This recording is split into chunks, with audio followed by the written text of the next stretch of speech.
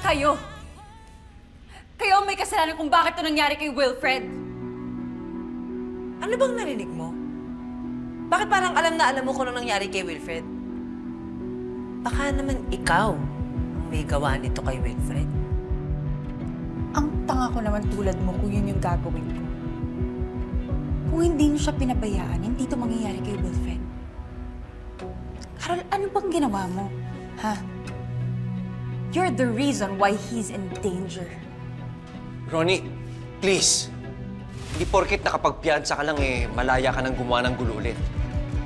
Kasi hindi ako plastic katulad mo. May pa-concern pa kayo ngayon? Pero lahat kayo, tinalikuran niyo si Wilfred bago nangyari lahat ng to. Kung gusto mong manatili dito, manahimik ka! Tita Ronnie, stop making a scene. You're not helping. Tama na po yan. Dito palengke. Presinto po ito. Pamilya lang ang pwede nandito sa loob. Ako po anak niya. Asawa ho niya ako.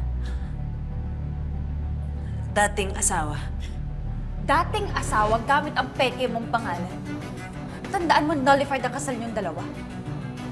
Eh, ikaw, ex ka lang. Kapit ka. Hindi ka pamilya.